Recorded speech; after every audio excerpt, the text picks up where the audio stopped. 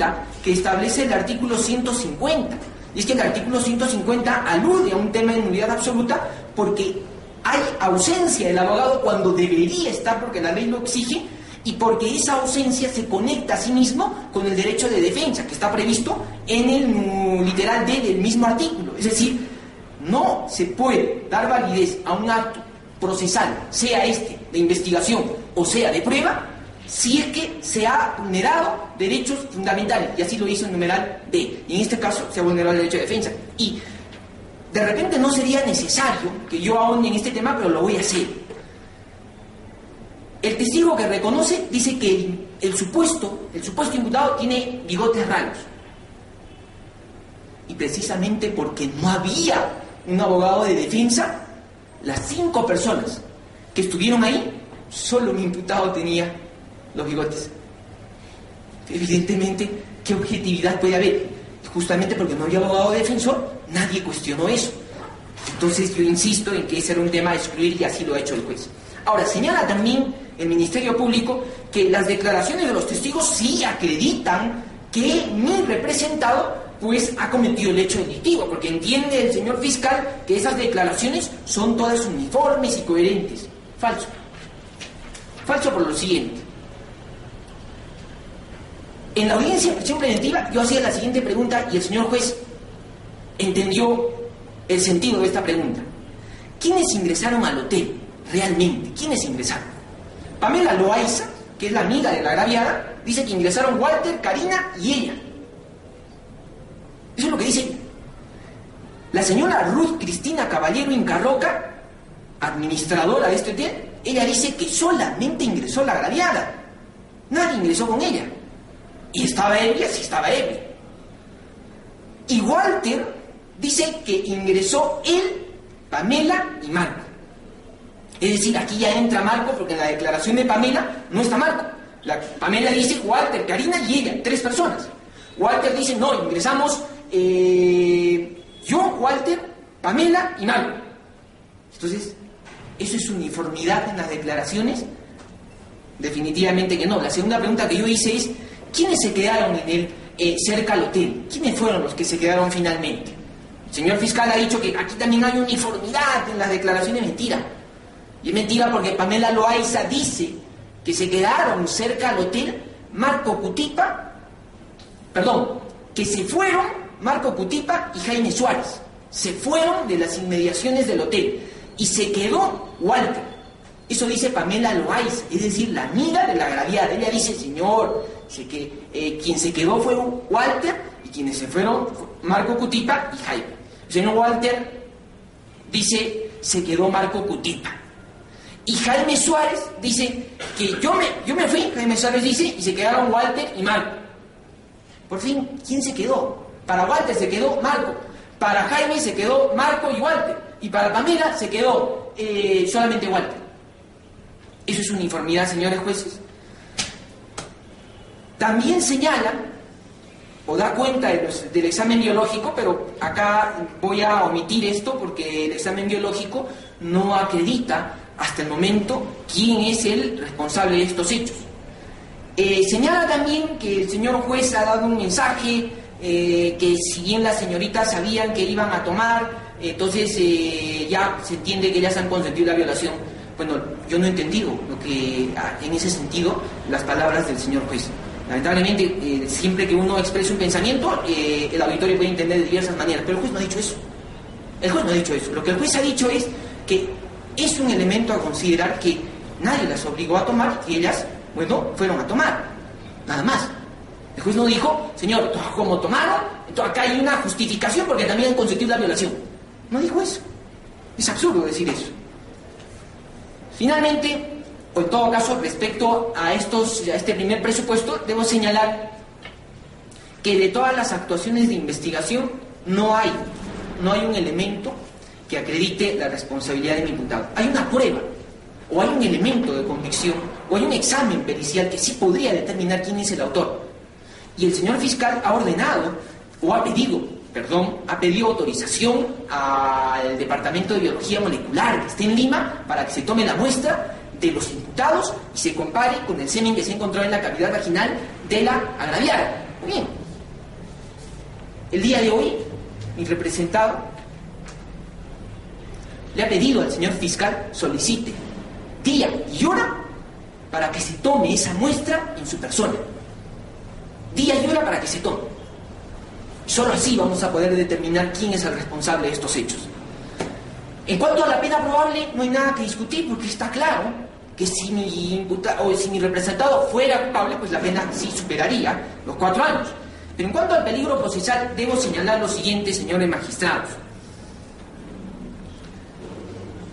Se dice que mi representado no cuenta con arraigo, ni personal ni familiar, pero eso no es tan cierto por lo siguiente. Cuando al señor se le notifica para la realización de la audiencia de prisión preventiva, en la dirección que mi representado consignó en su declaración, en esa dirección, quien recibe la notificación es la mamá del imputado. Así que eso es una prueba clarísima de que en esa dirección que él dijo, que es donde vive, ahí vive. Y vive con su papá, y vive con su mamá. Dice el señor magistrado que el imputado ha sido intervenido y que, bueno, esto genera peligro procesal. Está clarísimo que si mi imputado se sintiera responsable, no hubiera estado a las 5 de la mañana por esas inmediaciones de donde lo han encontrado y habiendo ingerido bebidas alcohólicas. Se hubiera fugado. No lo ha hecho, porque no tiene nada que temer, señores magistrados. Finalmente se señala que como no se ha presentado a la audiencia de prisión preventiva, entonces ahí se nota que está rehuyendo. Yo digo una cosa, el juez César San Martín, en la casación que se emitió, ha tenido el cuidado de no llegar a esta conclusión errónea, porque esta conclusión es perversa. Vendría a decir lo siguiente: la prisión preventiva la audiencia de prisión preventiva se puede realizar sin la presencia del imputado, sí se puede realizar. Y debe entenderse que ya hay peligro procesal. Ya debe entenderse que hay peligro procesal, porque si no fuera la primera, entonces ya hay peligro procesal. Ese razonamiento, esa conexión es perversa y errónea. El peligro procesal no puede probarse así, no puede acreditarse así. Por otro lado, señores magistrados, está clarísimo que si el imputado no está aquí, es por temor. Es por temor a perder o a ser restringido en su libertad. Yo me pregunto, ¿quién no tiene temor de eso? ¿Quién no tiene temor? Y tener temor de ser privado de la libertad no es un acto antijurídico en nuestro sistema.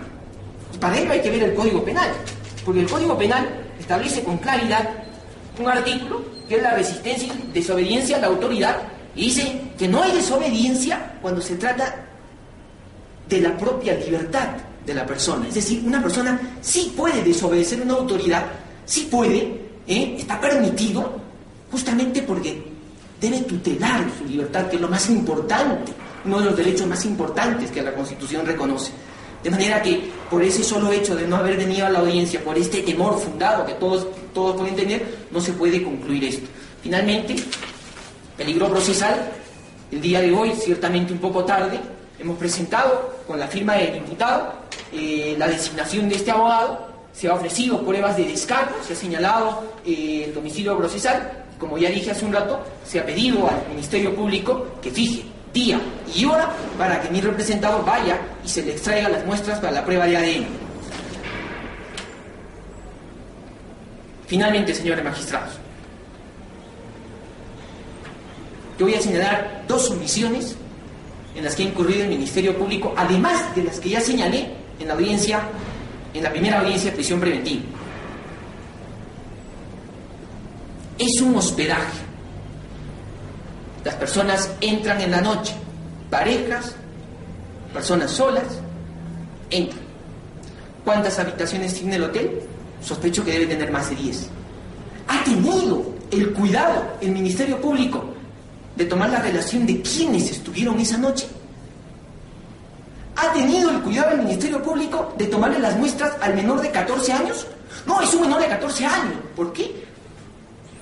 Está en facultades de ejercer su sexualidad. ¿Se le ha tomado muestras a él? ¿Por qué no podría ser el autor? O cualquiera de los que estuvieron en el hotel. ¿Por qué no? Finalmente, hay un imputado, y no lo ha dicho el representante del Ministerio Público, pero yo lo voy a decir en este momento. Hay uno de los imputados que dice que mi representado le confesó que cometió el delito. Yo dije en la primera audiencia, no hay confesión extrajudicial. Y así lo dice el profesor Miranda Strampes, cuando dice no se puede valorar como elemento de convicción que acredite la responsabilidad de alguien la declaración de un testigo que dice que el imputado le confesó.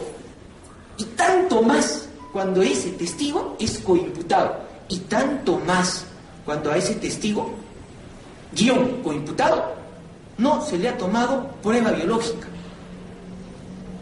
Secreciones del prepucio, en el calzoncillo, no. Y él es ahora el que imputa. Señores magistrados, esta defensa espera haber expuesto suficientemente los elementos de convicción que nos permiten llegar a la conclusión siguiente. No hay suficientes elementos de convicción que vinculen a mi representado con el hecho delictivo. Y peligro procesal tampoco hay. De manera que, ya por uno, ya por otro, y como dice en los libros en doctrina, suficiente con uno, no se puede dictar prisión preventiva. Gracias, señores magistrados.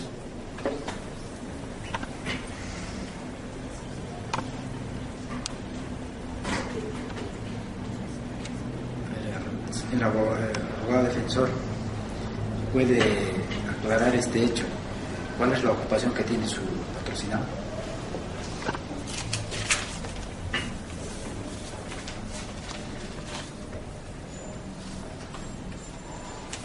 Señor presidente, yo he presentado el escrito el día de hoy señalando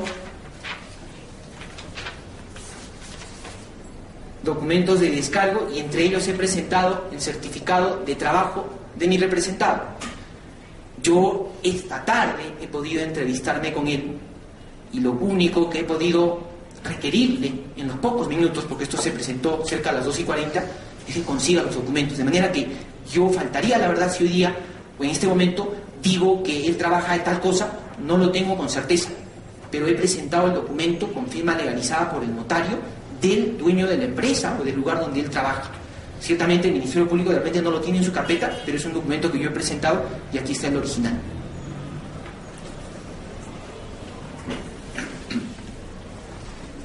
Sírvase a aclararle, a ver, señor abogado defensor, respecto del hecho que afirma el señor fiscal de que su patrocinado ha reconocido haber ingresado al hotel, al ambiente o a la habitación donde pernoctaba la menor. Señor presidente, señor juez superior, en efecto, en la declaración de mi representado, él ha señalado que ingresó al hotel no por 20 minutos, lo hizo por 5 o 10, él dice. Ingresó para ver cómo estaba la muchacha y después salió. Eso es lo que él ha dicho. Ha reconocido haber ingresado. Ha reconocido haber ingresado, pero dado que la pregunta, señor juez, permítame usted, dado que la pregunta podría comportar la idea de que él ha reconocido los hechos, insisto en que él se ha declarado inocente. E insisto en la idea de que así como él ha entrado, ha podido entrar cualquier persona. No solamente hechos, doctor. Lo otro, usted ha manifestado, el señor fiscal ha manifestado de que su patrocinado ha sido capturado por la policía. ¿Es cierto eso? Sí, yo con el respeto que se merece, señor juez, yo le pediría que me precise lo que debo entender por captura, porque inicialmente yo pienso que él no se está escapando. No se ha presentado voluntariamente a la policía, sino que la policía lo ha aprehendido. Así es, señor juez, pero es que no puede haberse presentado voluntariamente porque no sabía. Señor abogado, ¿eso es así o no es así? A él la policía lo interviene.